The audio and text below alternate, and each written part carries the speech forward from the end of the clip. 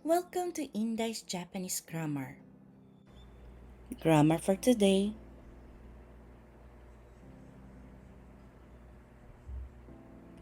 Level N3. はい。Grammar に移りたいと思います。Dito naman po tayo sa hodo. Kanina po na-explain ko na po yung hodo, pero meron din po siyang ibang way na paggamit po. Ano po? Wakai hito hodo.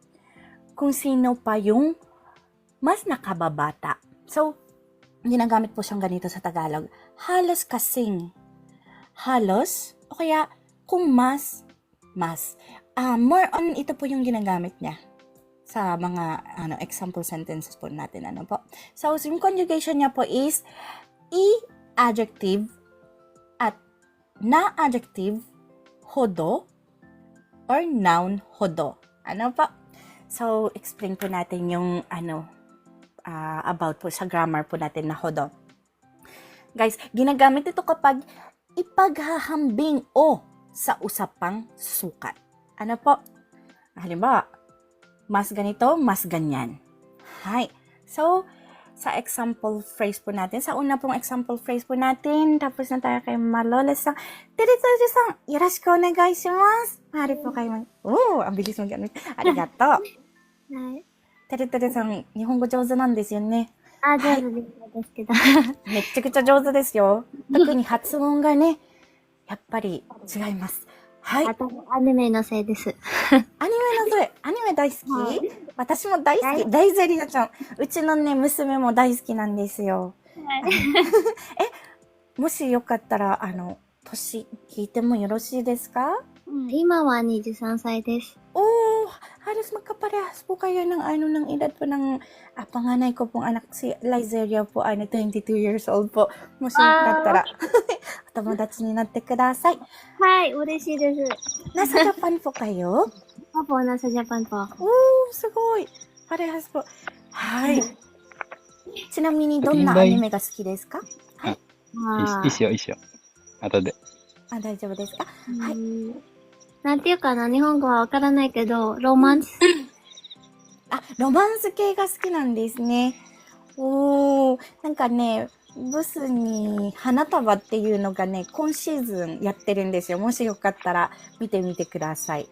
はい。ちょっとロマンス系で可愛いんですよ。はい、気に入ってます。ブスに花束っていうアニメです。よかったらご覧ください。はい、ありがとうございます。そう、てれてれさん。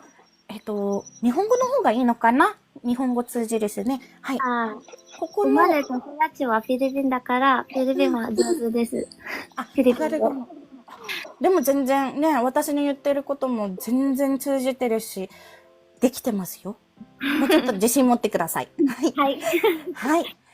天台すいません。先の、言ったことを、なんか、アニメにおかげじゃないかなと思う。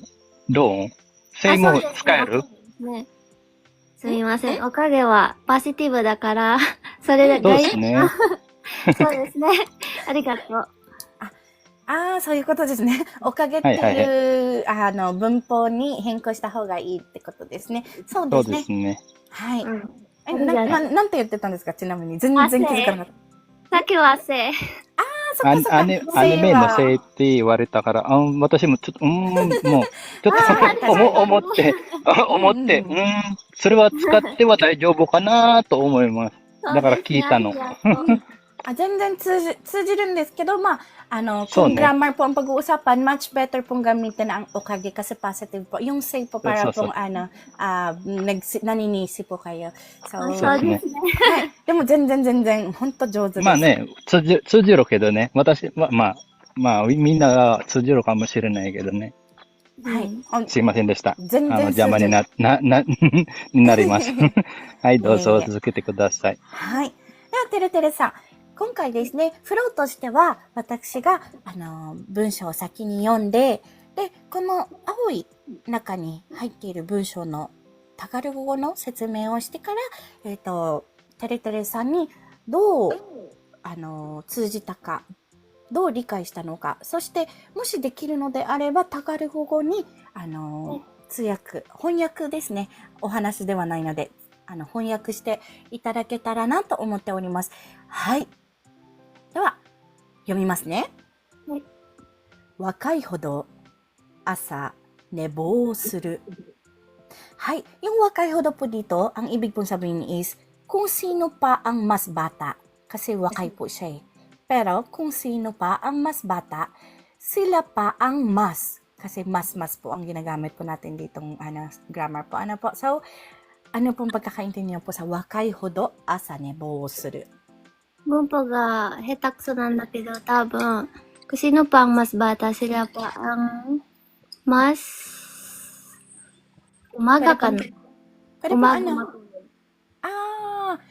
Sila ka na. ちょっとね、朝って書いてあるからね。Maaga? Ikaw ka na. わかんないけど。大丈夫。So, ganito po siya.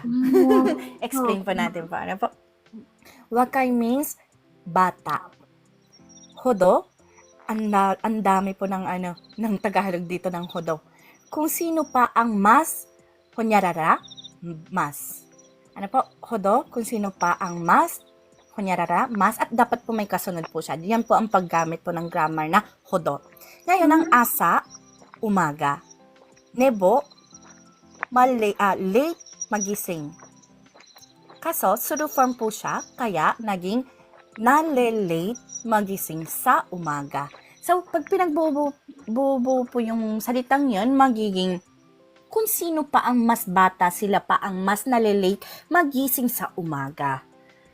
Hi. Complicated po, no?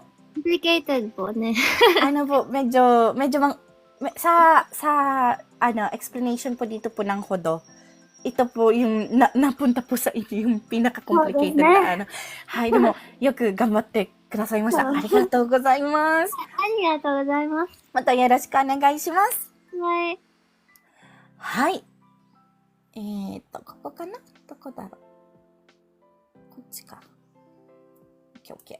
で、これでibabalik ko lang po siya sa puti. はい。では次はピケさんお願いします。はい。すいません。papaling raw po ulit sa kaliwa kasi hindi raw po talaga makita. こんな感じ Hindi ですか? po, baliktad. そう。で、先の。はい。もう少しかな。もう少し。左。はい、そうです。はい、OK です。はい。では、ピケさん、アンミュートできますか? はい。よろしくお願いします。よろしくお願いします。Hay, alam niyo na po yung yung flow po natin dito. So, babasahin ko na po. Hay, 伝統的なものは古いほど価値がある. Pag sinabi pong 古いほど, kapag mas luma ay mas.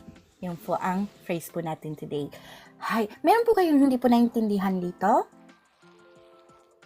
Okay po. Kaya lang, ano ang Tagalog yung term, yan?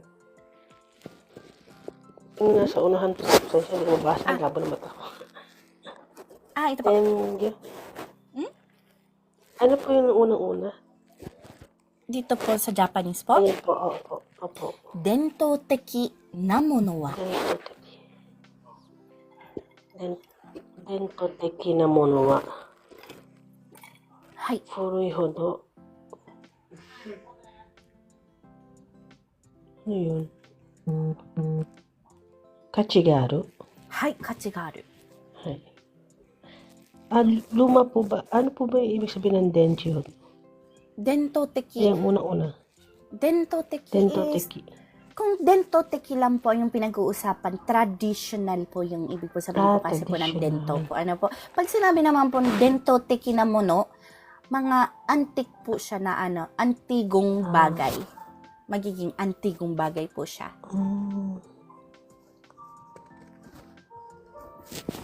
Okay. Ang mga bagay na antigo,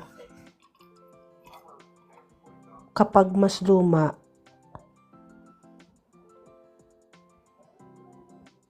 mas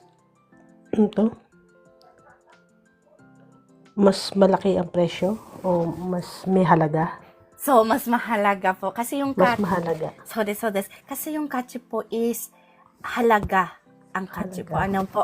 Hay. So, sa Tagalog po, dento teki na mono, isang set na po siya. Dento teki na mono, ibig po sabihin is, antigong bagay. Antigong bagay. So, pinag-uusapan po dito, overall po, kaya ang mga antigong bagay. Hay. Furui means luma. Hodo, kapag mas. Tapos mas po, ano po, yun po yung paggamit po ng hodo. So, ang sunod po, kachi, halaga, aru, mayroon, may. Ano po? So, kapag pinagtugma-tugma po yung salitang yon, magiging ang mga antigong bagay, kapag mas luma ay mas mahal, may halaga. Hay, ang mga antigong bagay, kapag mas luma ay mas may halaga. Yung po ang dento teki na mono wa, furui hodo kachi ga aru. Hay, kumbaga sa English po, the more blank, the more. Yan po, ano po? Hay. Thank you po. Arigatou gozaimasu. Ito po ay cut out from our free entry lesson class.